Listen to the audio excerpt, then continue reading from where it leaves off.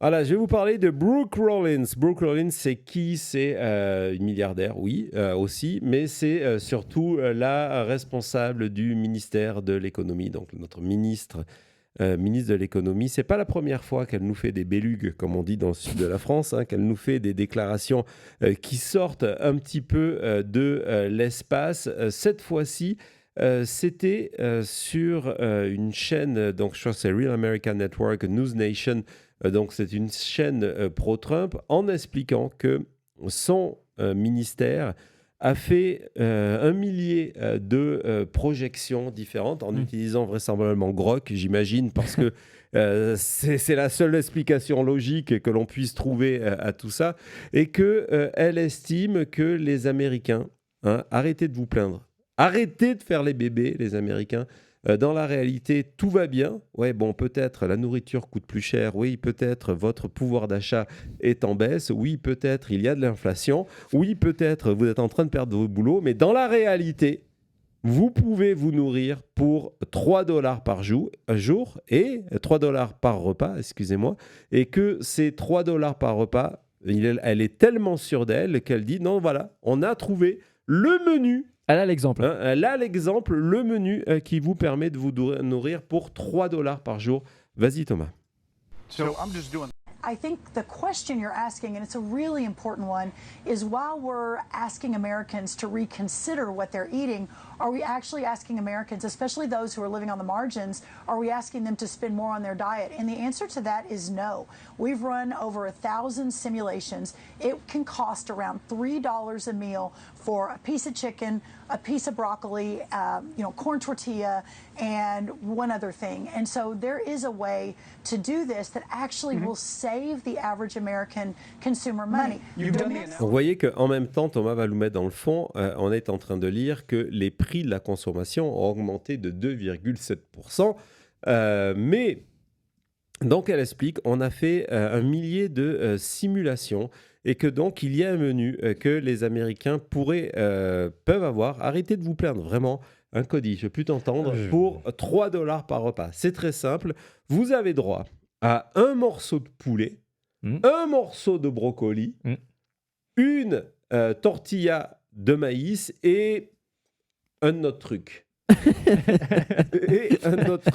Ça va pas de me rajouter le petit truc en plus. On va voir en termes de photos ce que ça représente. Vous allez voir, hein, vous imaginez bien que les réseaux sociaux se sont régalés.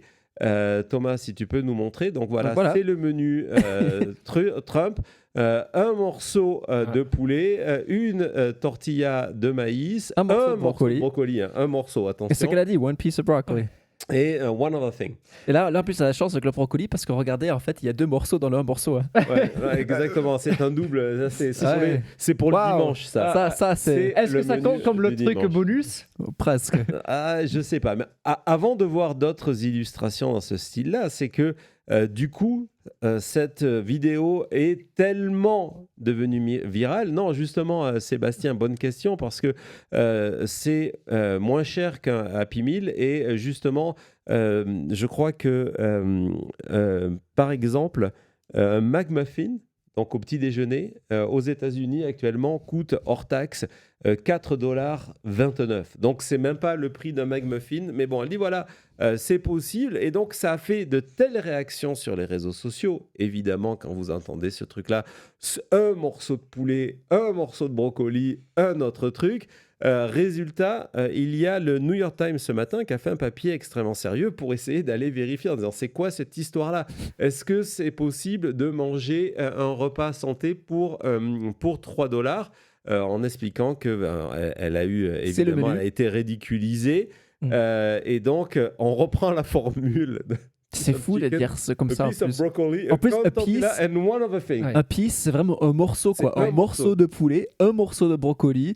Et j'aime bien comment on dit une tortilla, la tortilla que personne veut à la maïs. Il n'y a pas de sauce avec. Il n'y a pas de sauce. Et en plus, donc j'ai regardé le prix moyen d'un Happy Meal aux États-Unis, c'est de 7 dollars. Ouais, donc là, c'est le double. Plus du double, ouais. Qui dans ce pays met du brocoli dans une tortilla? Oui, et en plus, si c'est une bonne question. on t'attrape en train de J'ai manger... pas pensé à ça. C'est quoi cette logique? Ah, c'est Ouais, j'aimerais un comme- burrito au brocoli, s'il vous plaît. Ouais. Et en plus, avec tout ce qui se passe avec Ice, est-ce que de manger des tortillas en public en ce moment, c'est la meilleure idée? Pour une fois que l'administration Trump met en avant la culture mexicaine, c'est pas vraiment à la gloire du Alors, pays. ce qui est pas mal dans cet article, j'aime bien dans le fact-checking, c'est que, vous l'avez entendu, elle dit non, mais regardez, on a fait des simulations et tout ça. Et lorsqu'ils ont contacté le New York Times, le département d'agriculture, ils ont dit non, c'est pas une blague, c'est vrai. Et donc, quand on leur a demandé des questions de savoir, mais ok, mais c'est quoi votre simulation? C'est quoi ce truc? C'est quoi la base? Résultat, il n'y a pas de réponse. On se demande pourquoi. Et donc, on va continuer dans ce papier du New York Times parce que c'est extrêmement intéressant. Oh C'est non. extrêmement intéressant parce qu'on voit que le prix de la nourriture augmente tous les mois. Les chiffres officiels du gouvernement Trump au mois de décembre, c'est de dire que toutes catégories confondues, ça a été encore une augmentation. Et vous savez comment ces chiffres Trump, il faut désormais les prendre avec des pincettes. Ils ne sont pas bons pour la consommation en général. Ne les consommez pas. Et dans tous les cas, ce rappel qui est, je sais que c'était un de vos sujets, c'est pour ça que c'est Oui. le tien, Ouais. c'est ça? Oui. J'en ai parlé. Tu vas nous expliquer donc un quart des consommateurs du Buy Now Pay Later utilisent ces apps pour faire leurs achats de nourriture. Est-ce que tu peux nous en parler un petit peu Oui, plus? donc ce système de BNPL, c'est des systèmes de crédit, pas comme ta carte crédit, mais un crédit où on va dire, je vais payer ma tortilla au brocoli sur 3 mois à venir. Un Donc, crédit à la consommation. oui, donc. exactement. Donc chaque mois, je suis censé payer, je ne sais pas, non, 75 centimes sur 4 mois. Et le problème, c'est qu'on voit une augmentation énorme d'Américains qui utilisent ça. Il y a quasiment, je crois, la moitié du pays qui avoue d'avoir utilisé au moins un crédit, PNPL. Même pour des repas. Pour des Ou repas. pour aller acheter ses courses. Exactement, je crois qu'il y avait la moitié de ces crédits étaient utilisés maintenant. Et ça, c'était quelque chose de très récent pour acheter ses courses où on s'est dit, OK, je vais payer mon pain et mes œufs sur 3 mois à venir. Ouais, Et la multiplication de personnes qui ont de plus en plus de crédits. Et donc, bien sûr, ça fait un problème quand on est là, c'est-à-dire qu'on est le pays le plus riche au monde et que la plupart des Américains sont là à payer un pack d'œufs sur Pour se nourrir. Ouais. 3 mois. Ça veut dire deux choses. Ça veut dire que, le prix de la nourriture étant ce qu'il est devenu, les Américains ne peuvent plus payer comptant la nourriture. Ils sont au-delà de leur carte de crédit. Ils sont prêts à prendre des crédits à la consommation qui coûtent une petite fortune. Hein, soyons clairs, ce sont des taux d'intérêt extrêmement élevés. Et parce que ça veut dire aussi que côté salaire, on est en pleine Golden Age, apparemment.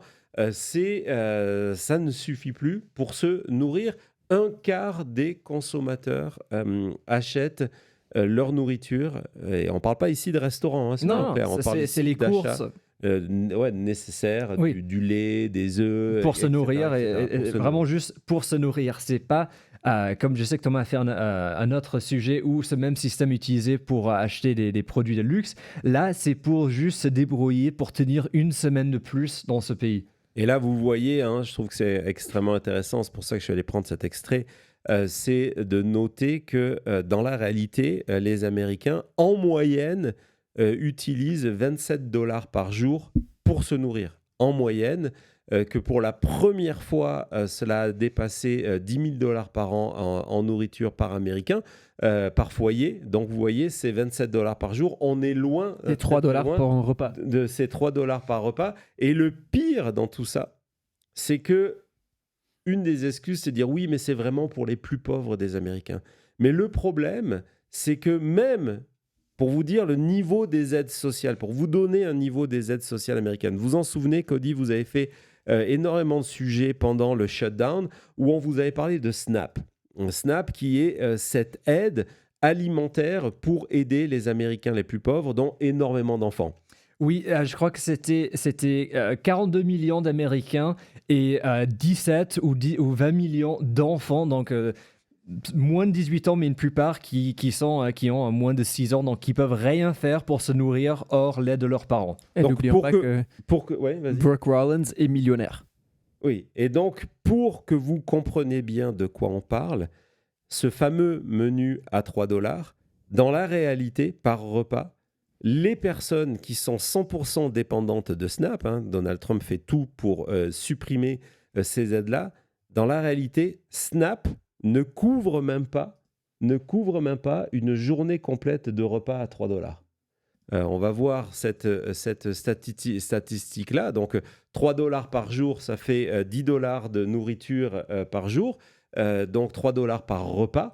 Et donc, on explique que Snap, c'est entre 4,80 $ et 6 $ par jour de nourriture. Que dans la réalité... C'est ça, où on paniquait en disant mais il faut arrêter de donner Snap à des gens, les 5 $ que les gens touchent par jour pour se nourrir. Oui, je crois que j'avais vu que la famille américaine moyenne va payer à peu près 35 $ d'aide Snap par an pour aider à nourrir les autres personnes. Donc si vous dites que 35 $ par an, c'est trop...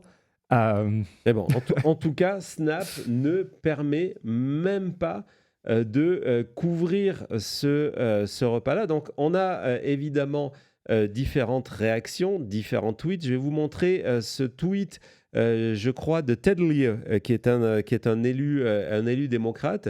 Il a rebondi, évidemment, un élu démocrate de Californie, en disant que à cause des tarifs de Trump, les frais douaniers l'année dernière, c'était la plus grande augmentation du prix de tout ce qui est courses pour se nourrir en 3 ans. Donc, on est en train de vivre ça. Et donc, c'est pour ça, il dit, c'est la véritable raison pour laquelle l'administration Trump suggère que vous pouvez vous payer un repas qui est fait de, on reprend l'expression, a piece of chicken, a piece of broccoli, corn tortilla and one other thing. Donc, on voit que lui, il a choisi un M&M. Un M&M. Rouge. Un M&M. On a je crois que c'est le Lincoln Project aussi qui a rebondi là-dessus en disant, mais regardez, dans l'Amérique de Trump, vous pouvez avoir un morceau de poulet, un morceau de brocoli, une tortilla, une poupée et peut-être 1 ou 2 crayons. C'est le Golden Age. Tu les as eu tes crayons à Noël ou pas? Non, j'ai pas eu de crayon à Noël. Mince. Je tiens à préciser. Mince. On a d'autres, Thomas, on a d'autres mèmes, en tout cas d'autres créations là-dessus. Regardez, celui-là est extraordinaire. Le morceau de poulet, la tortilla, le morceau de brocoli et le fameux mystery item. Qu'est-ce que ça pourrait être? Parce que c'est fun. Ben oui. Peut-être c'est les Epstein Files. Et sincèrement, ce qui est fou aussi, c'est que quand on regarde le reste du repas, il n'y a rien qui va ensemble, quoi. Il n'y a rien qui pourrait aller...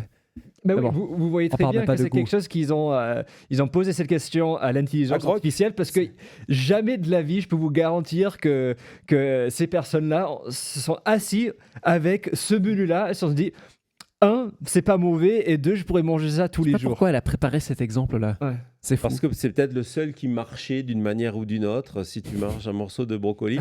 Alors là, il y a un problème. Il y a 2 problèmes. C'est que le poulet, il est pané déjà là. Donc là, on est dans du luxe. On est dans du luxe. Et c'est une tortilla qui n'est pas une tortilla de maïs. J'allais te dire exactement, ça c'est une tortilla de luxe aussi parce que c'est flour tortilla, n'est-ce pas? Donc là, mais on a par pas le contre, droit. ce qui était intéressant, c'est pour ça que je vous l'ai choisi, c'est parce que cela permet de rajouter un deuxième légume.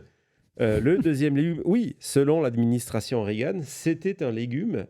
Donc les tomates sont avez des fruits. La cuillère de ketchup avec vous. C'est un donc fruit. 2 légumes, là, c'est pas mal équilibré. On rentre dans l'option santé.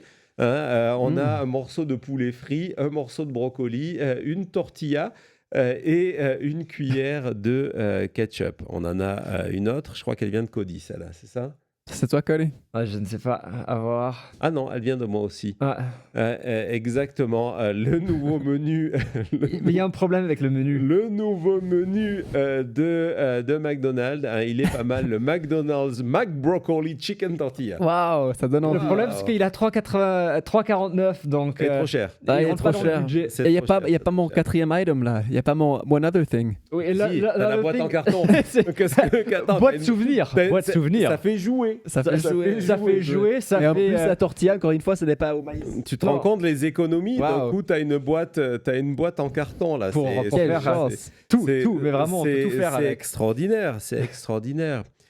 Mais bon, Cody, je sais que tu t'inquiètes. Ah bah oui, je suis inquiet. Je sais que tu t'inquiètes, mais je tiens à te rassurer. Ce menu à $3, il n'est pas prêt d'arriver du côté de Mar-a-Lago.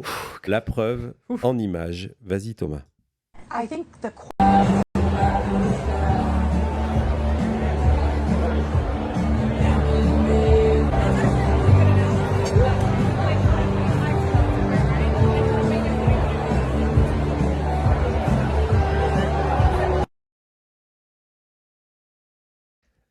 Et voilà, mon Golden Age, c'est ça. Hein, le Golden Age, c'est pendant que toi, tu manges ton brocoli, ton morceau de poulet, ton truc, on ne sait pas ce que c'est. Bah, du côté de Mar-a-Lago, on mange, t'en veux une autre, du caviar à la petite cuillère. Allez, je t'en rajoute un.